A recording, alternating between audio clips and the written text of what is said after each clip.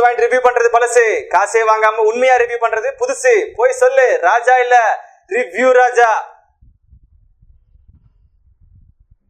ஆடி வரலையா? அப்ப எதுக்கு இருக்கீங்க?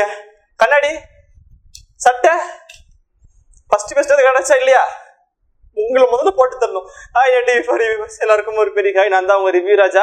இந்த மொட்டை சிவா கெட்ட சிவான்னு சொல்லிட்டு ஒரு படம் பார்த்தேன். அது அப்படியே யாரும் தெரியல பாரு அப்படின்னு சொல்லிட்டு போட்டு பிரிச்சு மேஞ்சுக்கிட்டே இருக்காரு. அவர் தான் நம்ம ராகவா லாரன்ஸ். அவர் வந்து ஃபர்ஸ்ட் எடுத்தோன்னே போட்டுருந்தாங்க மக்கள் சூப்பர் ஸ்டார் அப்படின்னு சொல்லிட்டு. அது யார் கொடுத்தாங்க? இட்ஸ் ஓகே, அது நமக்கு எதுக்கு, அது பிரச்சனையே இல்லை. ஸோ மக்கள் super star he ton summer star அப்படின்னு சொல்லிட்டு ஒரு சூப்பரான ஒரு ஒர்க் பண்ணியிருக்காரு. இந்த படத்தோட டைரக்டர் சாய் ரமணி. இந்த படத்தோட கதை என்னடா அப்படின்னு கேட்டோம்னா, ஒரு போலீஸ், அவர் வந்து ரொம்ப மாடர்னா அப்படி ஸ்டைலா இருப்பார். அதே மாதிரி வந்து ரொம்ப நக்கலா இருப்பாரு. கொள்ளையடிக்கணுமா போய் கொள்ளையடி, ஆனா 50 பைசா நம்ம வீட்டுக்கு வரணும் அப்படின்னு சொல்லிட்டு ரொம்ப ஜாலியான சொல்லிட்டு எப்படி தப்பெல்லாம் பண்ணுங்க சொல்லுவாரு. ஆனா அப்படியே செகண்ட் ஹாஃப் அப்படி கிட்ட வரும்போது என்ன ஆகும்னா ஒரு பெரிய அநியாயம் பார்ப்பாரு. பார்த்தோன்னே பொங்கி எழுந்து தப்பு அப்படின்னு சொல்லிட்டு ஒரு ரியல் போலீஸா மாதிரி அதெல்லாம் அநியாயம் தட்டி கேட்பாரு. அதுக்கப்புறம் வந்து ஜி.கே. ராஜா அப்படின்னு சொல்லிட்டு ஒரு கெட்ட ஒருத்தர் இருப்பார். அவர் அழிச்சாரா இல்லையா, இந்த மாதிரி பல ட்விஸ்டோட கலந்த ஒரு கதை தான் மொட்டை சிவா கெட்ட சிவா. இந்த படத்தோட ஹீரோ ராகவா லாரன்ஸ் ஜல்லிக்கட்டுக்கு செம்மையா போறதுனால அதெல்லாம் இல்லாம ரியல் லைஃப்லயும் ஒரு ஹீரோவா மாறினாரு. இப்போ ரியல் லைஃப்லயும் ஒரு செம்ம ஹீரோவா இவருக்கு ஒரு பவர் பேக் வச்சு செஞ்ச மாதிரி ஒரு கதை. அப்படி சும்மா தில்லா நிக்கிறாரு. ஒரு சீன்ல சட்டை ஊற்றுறதாகட்டும், அப்படி கண்ணாடி போடுறதாகட்டும், அப்படின்றதாகட்டும், அப்படி வந்து சைட் அடிக்கிறதாகட்டும், இந்த மாதிரி அவரோட சேஸ்ட் எல்லாம் அப்படி கலந்த ஒரு பேக்கேஜா இந்த படத்துல அப்படி பர்ஃபார்ம் பண்ணி தள்ளி கொடுத்துருக்காரு. ஒரு ஸ்டார்டிங் ஃபர்ஸ்ட்ல அப்படி காமிக்கிற ஒரு ஃபேஸ்ல இருந்து கடைசியில எண்ட்ல அப்படி முடிக்கிற வரைக்கும் அந்த மாஸ் குறையவே இல்லை. ஆடியன்ஸ் மத்தியில செம்ம ரெஸ்பான்ஸ் அப்படி இருந்துச்சு. அடுத்து வந்து இது ஹீரோயின் நிக்கி கல்ராணி அப்படின்னு சொல்லிட்டு இருக்காங்க. ஸோ இந்த படத்துல வந்து அவங்க வந்து சும்மா ஆடலுடன் பாடலை கேட்டு சொல்லிட்டு குத்து டான்ஸ்லாம் ஆடிட்டு அவங்களோட பர்ஃபார்மன்ஸ் கொடுத்துட்டு இருக்காங்க. அடுத்து அந்த ராயலட்சுமி வந்தாங்களே, இப்ப என்ன பாருன்னா ஹரஹர மகாதேவிக்கு ஒரே ஒரு பாட்டு ஆகிட்டு அவங்க பாடி கிளம்பி போயிட்டே இருப்பாங்க. அதுக்கப்புறம் அவங்க எதுக்கு வந்தாங்கன்னா கேட்கக்கூடாது, அது படம் அப்படின்னு சொல்லிட்டு. அடுத்து அவங்க சத்யராஜ் இந்த படத்துல வந்து நம்ம ராகவா லாரன்ஸோட அப்பாவா வருவாரு. ஆனா அப்பான்னு தெரியாது, அதெல்லாம் தெரியாது.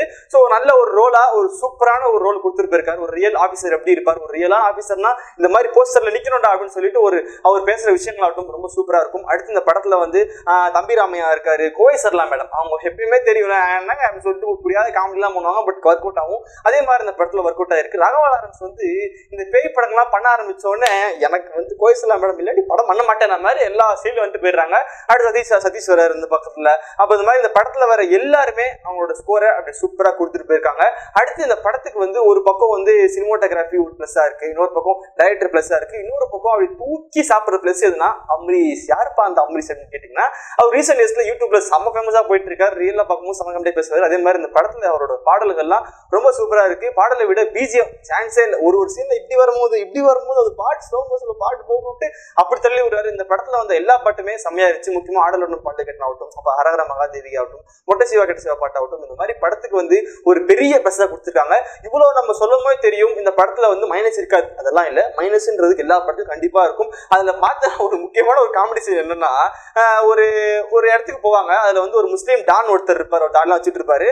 சமூகமா பேசிட்டு இருப்பாங்க. பின்னாடி எல்லாரும் செம்மையா பண்ணிப்பாங்க. இங்க ஒரு நிக்கிற ஒருத்தர் மட்டும் இல்ல, கூட்டத்துல ஆடுனா எப்படி இருக்கும் அதே மாதிரி அந்த ஸ்கிரிப்டுக்கு அதுக்கு சம்பந்தமே இல்லாம நிற்பார். இந்த மாதிரி சின்ன சின்ன லாட்லாம் நம்ம சொல்லிட்டே போகலாம். பட் அதெல்லாம் வந்து மைனஸ், இந்த லாஜிக்லாம் மிஸ் பண்ணிட்டு ஒரு ஜாலியான ஒரு படம் பார்க்கணும், ஒரு பவர் பேக்டா ஒரு படம் பார்க்கணும்னா இந்த படத்தை போய் பாருங்க. ஏன்னா லாஜிக் மிஸ் ஆகுது எல்லா படத்துலையும் சாதாரண ஒரு விஷயம் தான். ஸோ இந்த படத்தை சில படத்தை நீங்க கேட்கலாம், ஏன்னா போலீஸ் எப்படி அமர்ல தான் வருவாரா, போலீஸ் கம்பல் போட்டு போறா, அதெல்லாம் கேட்கலாம். அதெல்லாம் வந்து ஒரு ஜாலியான ஒரு படம்னா தவிர்த்துட்டு போய் பார்க்கணும். அந்த மாதிரி தவிர்த்துட்டு பார்க்க வேண்டிய படமா இந்த படம் இருந்துச்சு.